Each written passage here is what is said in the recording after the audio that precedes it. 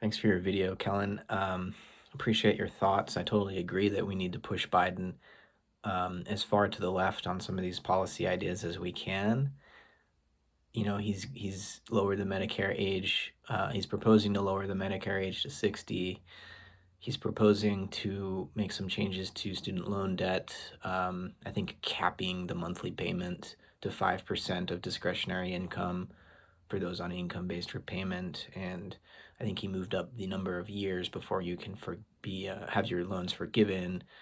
Um, Obviously we want him to go way further, and especially given the, let's be honest, economic depression that we're going to be facing in the coming months and years. The federal government is going to need to step up and play the role that FDR's government did. I think that's obvious, and I think having Biden in office increases the chances that we on the left will be able to push the Democratic Party in that direction. If Trump is in office and the Republicans remain in control of the Senate, and Mitch McConnell is still in power, we're fucked. We're just really fucked. And if Trump wins, and I'll be honest, I don't think Biden has a good chance to beat Trump. If Trump wins, then I think it is time for more of an accelerationist approach. But I'm at this point still trying to, yeah, mitigate harm, and that doesn't mean that I'm going to campaign for Joe Biden. I am, as I said, an enemy of Joe Biden. He represents interests that don't care about my life or the majority of Americans' lives and station in life.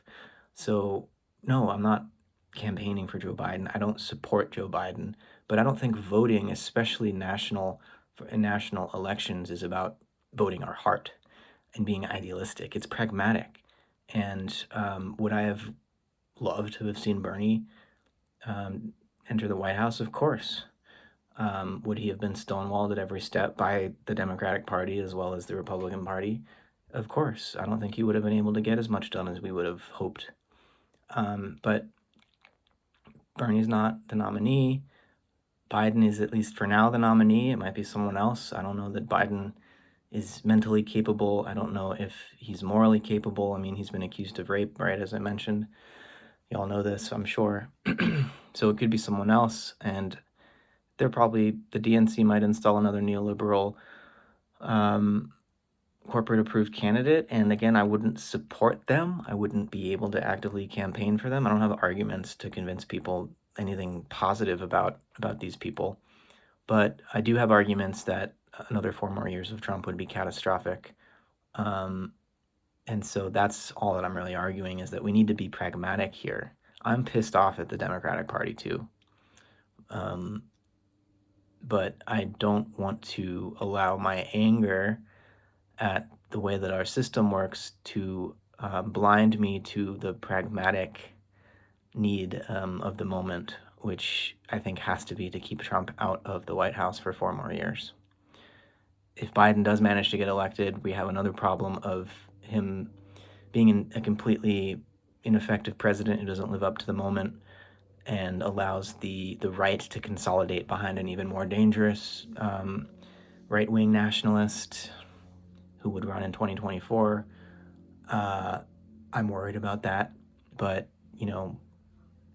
we can't get too far ahead of ourselves, and right now I just don't see the alternative. So anyways, thanks for your response, and I do encourage others to chime in.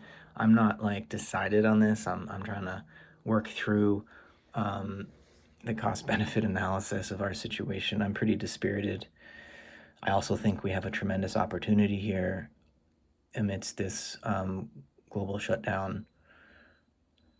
But I'm also, increasingly uncertain and demoralized because things are unraveling very quickly, and it was quite a roller coaster ride there with Bernie's campaign. It seemed, after Nevada, wow, this could actually happen, and then it just sort of dissolved right in our hands. So